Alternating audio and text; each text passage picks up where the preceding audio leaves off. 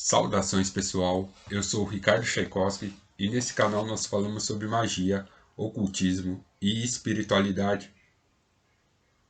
E eu estou lançando o curso de magia árabe pré-islâmica, mais especificamente de magia com os djinns, com os gênios.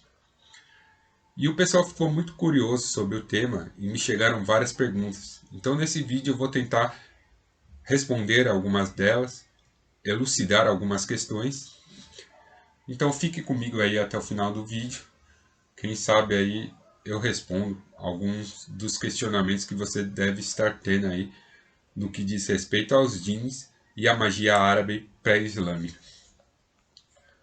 Antes de mais nada, para nós entendermos um sistema de magia, pelo menos a escola de ocultismo na qual eu fui formado, nós temos a concepção de que nós precisamos ter um entendimento sociocultural, histórico e geográfico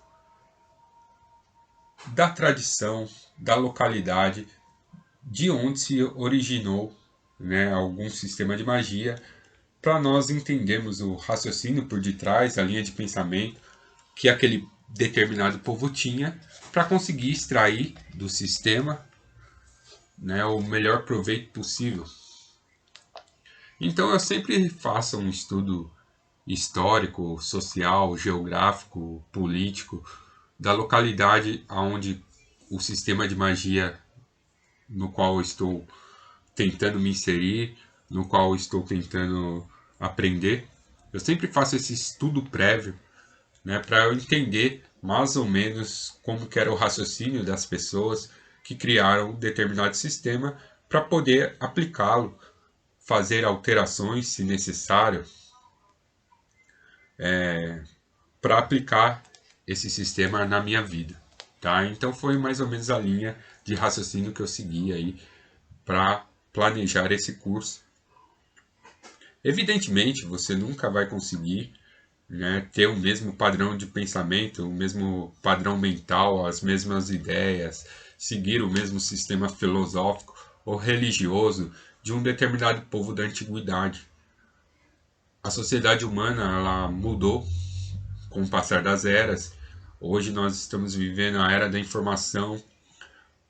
Os desafios para a humanidade são outros. Alguns continuam os mesmos, mas muitos desafios mudaram. Existem muitos problemas que nós temos hoje e que aquele povo da antiguidade não tinha e vice-versa. Eles tinham algumas questões, alguns problemas que necessitavam de uma solução. Então, e hoje alguns desses problemas não existem mais. Então, todo sistema de magia, todo sistema mágico, todo sistema religioso, ele é influenciado pela cultura da localidade, pela geografia do lugar e pelas relações, que aquele determinado povo tinha tanto com o ambiente, tanto com a natureza, quanto com os povos vizinhos. Isso é fundamental, isso é determinante para você entender um sistema de magia. Porque na magia prática, na magia real, na magia que funciona, os grandes objetivos da magia são resolver problemas funcionais, problemas que acontecem no dia a dia das pessoas. Existem sistemas que têm uma preocupação metafísica, uma preocupação com o além, com a realidade, além da percepção humana, sistemas que servem para fazer com que o gênero humano evolua em direção à divindade. Existem esses tipos de sistema, mas mesmo esses sistemas, eles levavam em conta os problemas rotineiros que as pessoas tinham. A magia na antiguidade era enxergada como uma grande arte, mas também como algo real que servia para resolver problemas práticos das pessoas que praticavam aquele sistema. Então, é fundamental que você estude a sociedade que codificou aquele sistema espiritual para você entender quais eram os problemas daquela sociedade, o que acontecia ali, para você entender hermeticamente aquele sistema que você está se inserindo, tá?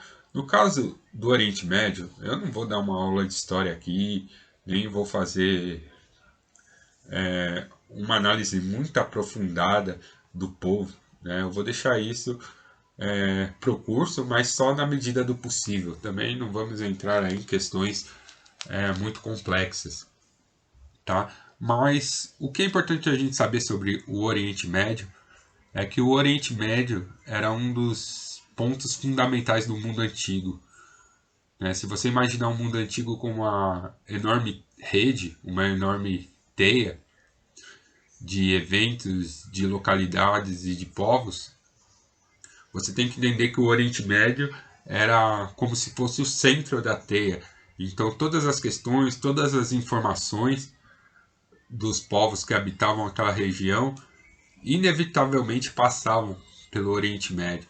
Então, os povos ali que habitavam aquela região do Oriente Médio, eles tiveram contato com diversas culturas da antiguidade: hebreus, gregos, egípcios, romanos, africanos.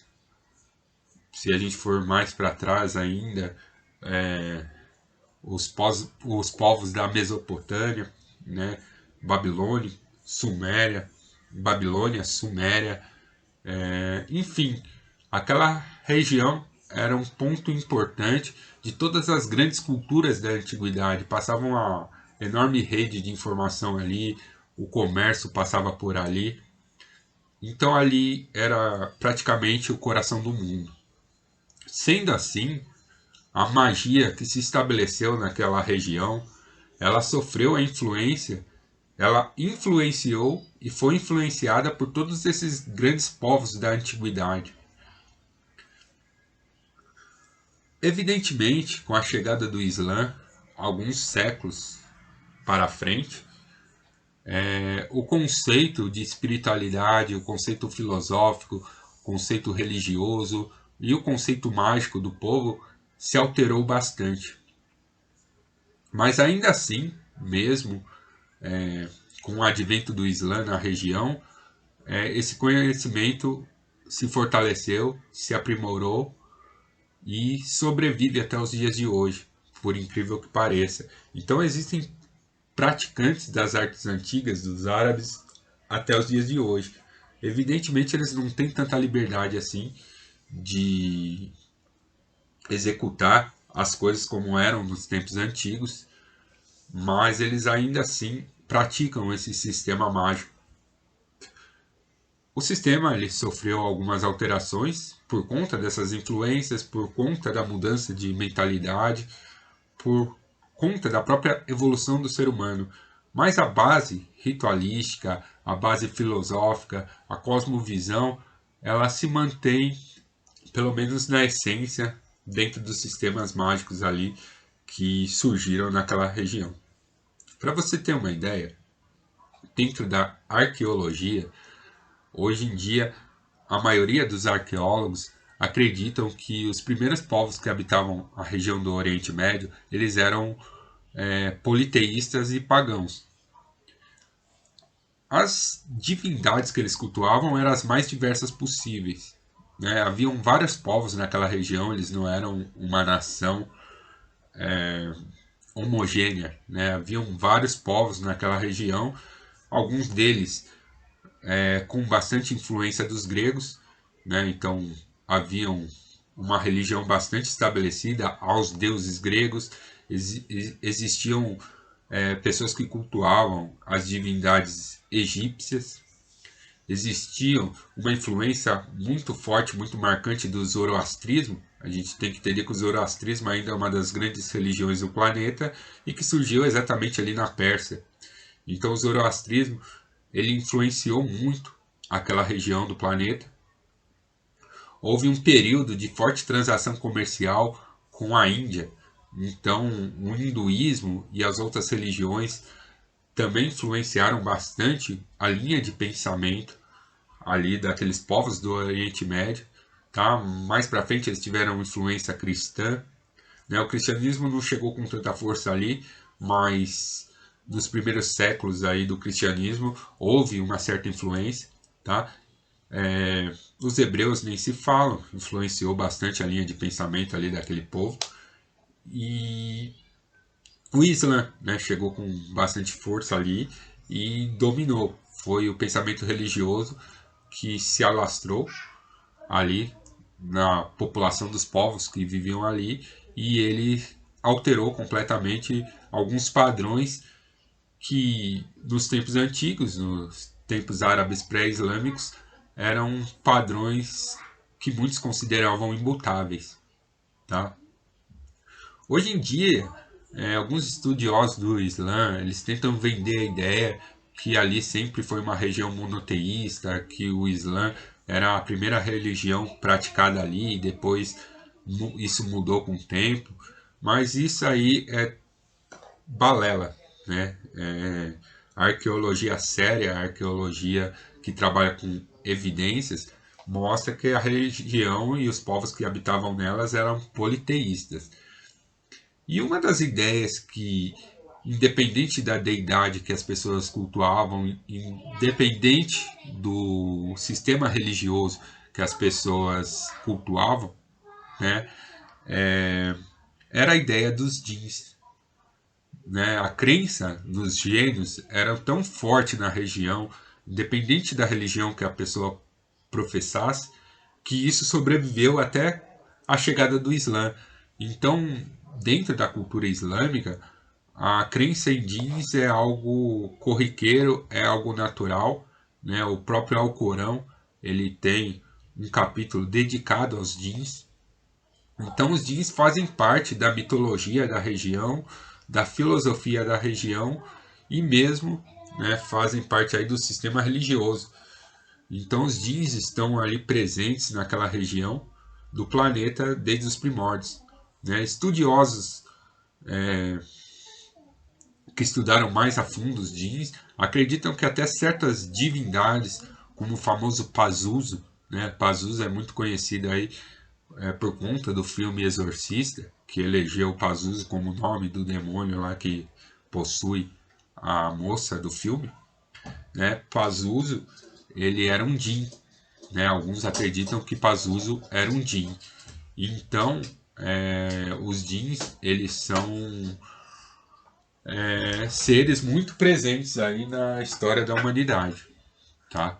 Desde os primórdios. E muitos dos sistemas religiosos e mágicos da região levam em conta o contato com essas divindades ou com esses seres. Né? Alguns não consideram os djinns divindades, mas seres. E esses seres eles fazem parte de toda a cultura daquela região do planeta. Existem estudiosos que consideram que existem equivalências do pensamento sobre jeans em outras culturas. Então, alguns aproximam as ideias dos jeans das ideias das fadas europeias. Tá? Estudiosos do ocultismo mais moderno até acreditam que os famosos anjos enoquianos sejam jeans. Então, existe muita especulação sobre esse tema. Mas os árabes eles tinham um conceito bem interessante sobre jeans. Né? Eles acreditavam que os jeans eram mais uma das formas da criação e que eles seguiam uma linha evolutiva muito próxima da linha do ser humano. Então eles nascem, crescem, se reproduzem e morrem. Todavia, essas forças, essas entidades, eles não estão presos ao padrão temporal do ser humano. Então, o tempo de vida útil de um DIN ele pode ser milhares de anos, tá? E eles seguem também uma outra linha de interação com o universo, né? Muitos estudiosos colocam que os jeans habitam um universo paralelo ao nosso, que se sobrepõe ao nosso. Tudo isso são especulações metafísicas, mas eles acreditam nisso e todos os sistemas mágicos baseados nos jeans trabalham no sentido de interação energética. Os árabes acreditam que os jeans eles são imperceptíveis aos olhos humanos. E é daí que vem a palavra jinn, né? Jinn significa oculto. Então, os árabes, eles não... para entrar em contato com essas forças, eles tinham que fazer determinadas ritualísticas para que essa força se apresentasse para eles. E eles acreditavam que isso acontecia mediante ao desejo do jinn, que alterava seu padrão vibratório e então ele conseguiria se manifestar e se revelar um ser humano. Então essas ideias, elas permeiam todo o estilo de magia para você lidar com jeans. Né? É uma pequena introdução, mas para vocês entenderem que o raciocínio que eles tinham na época e que alguns magos continuam tendo, é que os jeans são seres reais, são seres objetivos que habitam um plano paralelo ao nosso, mas que podem ser acessados e convocados mediante a práticas ritualísticas específicas, tá? E aí que entra a dúvida da maioria de vocês, tá? A maioria de vocês, as dúvidas que foram me enviadas giram em torno de consequências, né? De quais são as consequências de você interagir com essa força e quais são os riscos de você se interagir com essa força. Bem, no conceito desse estilo de magia, os jeans têm suas individualidades, eles têm seu livre arbítrio. Então, isso na prática significa que muito dos resultados que você vai obter e das consequências que você vai obter depende muito do jin que você está interagindo, porque cada um dos jins tem sua vontade própria e tem sua relação com os seres humanos. Então tem jins que eles têm empatia pelo gênero humano, então eles ajudam. E aí a primeira questão é o que eles pedem em troca?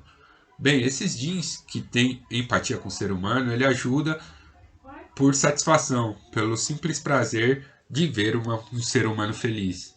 Eles gostam do gênero humano, então eles ajudam sem esperar nada em troca. O que eles esperam em troca é a felicidade da pessoa que ele ajudou.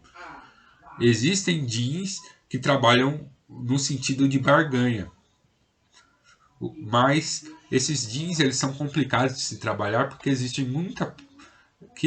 pouca coisa que um ser humano pode oferecer a esses jeans que realmente vai interessar a eles, tá? E existem jeans que são considerados malignos, que são considerados ruins, e a moeda de troca dele é a desgraça que você vai pedir para ele, né? Então, quando você interage com essa força, você tem que pedir algo realmente maligno, porque se você pedir algo que eles consideram que não é tão maligno quanto a capacidade deles, eles vão se voltar contra você. Tá? Esses são 3 exemplos de jeans, né, dentro da concepção deles, né, que existem os jeans que têm empatia pelos seres humanos, tem os jeans que são indiferentes e tem os jeans que são malignos, né, que não gostam do gênero humano, e esses aí até interagem com o gênero humano, até executam tarefas a pedido do mago. Porém, esses aí, para você trabalhar com eles, você tem que pedir alguma desgraça muito grande que vai prejudicar muitos seres humanos para que eles consigam ajudar você. Evidentemente, no meu curso, eu não vou trabalhar com esses jeans mais malignos, só vou citá-los, né? Porque esse é um curso introdutório. Tá? Então, isso responde a outra pergunta. Eu não conheço nada de magia ou ocultismo, será que eu posso fazer o curso? Sim, o curso ele é pensado para que tantas pessoas que nunca tiveram experiência com nenhuma prática de magia consigam executar tudo o que é feito, como aqueles que já têm experiência em outros sistemas consigam utilizar os jeans aí dentro do que já conhecem. Tá? Então o curso é pensado para esses 2 tipos de público, tanto aquele que tem um conhecimento um pouco mais avançado, quanto para aquele que não conhece nada. Mesmo porque muitas ideias ocidentais sobre magia e ocultismo, elas contrastam com algumas ideias árabes. Então vai ser um conhecimento novo até para quem já conhece magia e ocultismo, tá? E evidentemente que não tenha estudado isso de fontes originais, sei lá, dos magos que praticam isso até hoje, tá? Então essa é a outra questão, tá?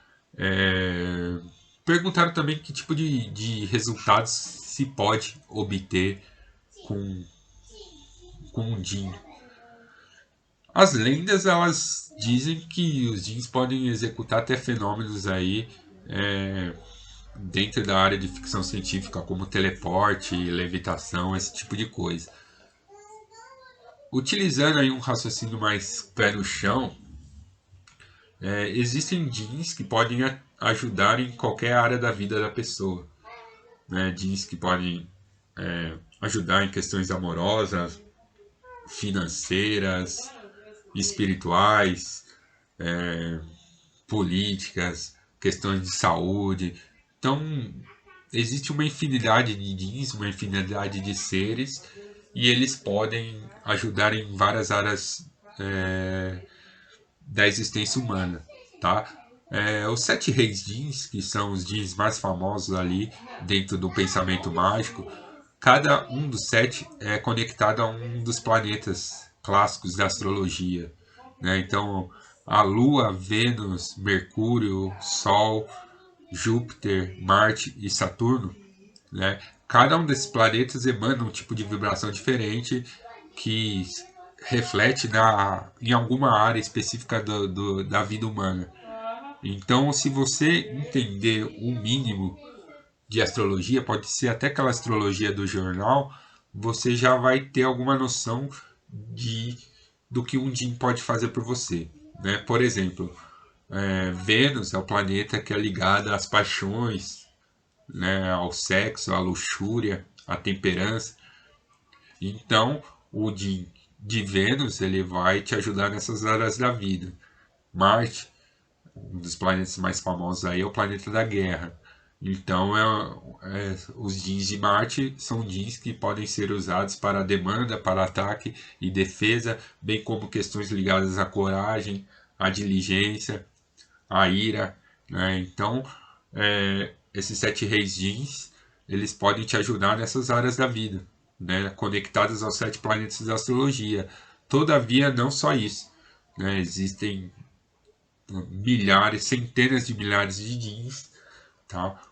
O mais complexo da magia de Jin é você descobrir o nome verdadeiro de um Jin. A partir do momento que você descobre, e geralmente esses nomes são passados de boca a ouvido pelos praticantes desse sistema de magia, a partir do momento que você descobre, você tem como invocar um Jin e pedir para que ele te ajude, tá? Em qualquer área da sua vida. Existem Jins lendários que podem, segundo as lendas, podem transformar um mendigo em um rei. Né? Existem gênios bastante populares ali no Oriente Médio que cuidam de questões de casamento. Né? Existem jeans que cuidam de questões de demanda.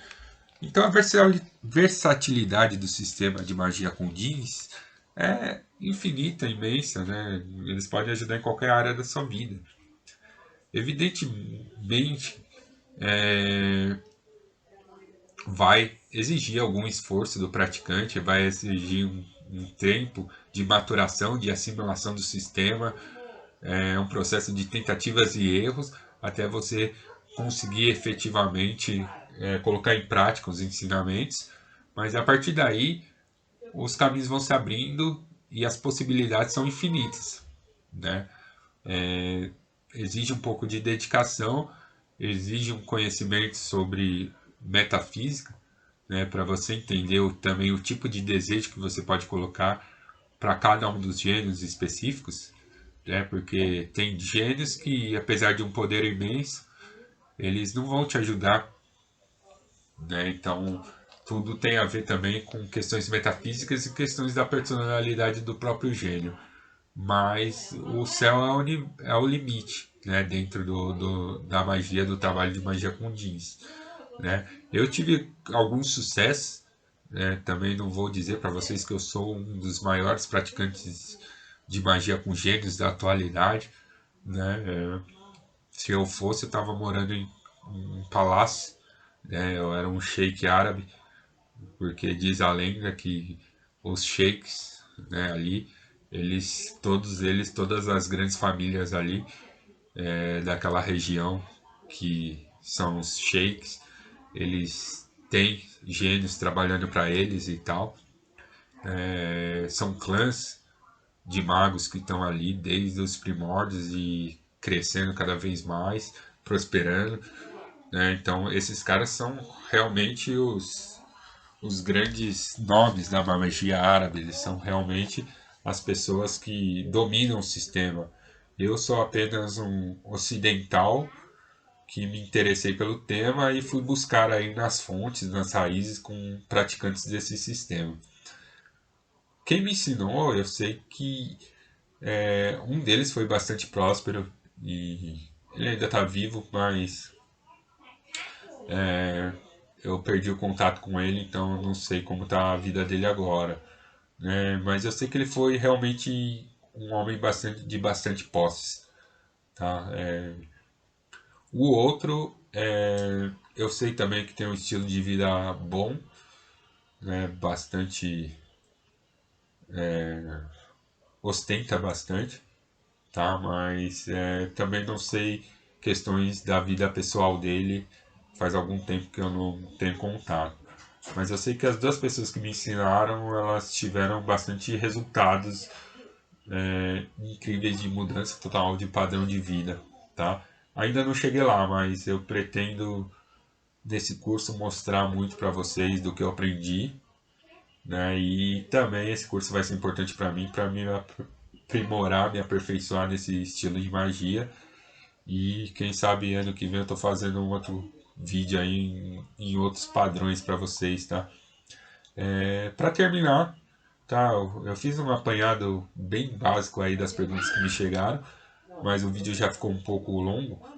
Mas para terminar, eu vou deixar as inscrições do curso até quarta-feira, tá? Porque eu não consegui botar esse vídeo que eu achava que eu ia botar no sábado, eu não consegui botar. Então eu vou deixar até quarta-feira, porque eu vou sortear o livro dos demônios do meu grande amigo, o Bruxo Fagundes, um livro que é essencial para quem gosta de demonologia e para quem gosta de uma boa história também. É um livro muito bem escrito, um livro que te transporta ali para aquelas experiências que o bruxo teve, mas ele ensina muito sobre hierarquia infernal e sobre os funcionamentos da engrenagem aí do inferno.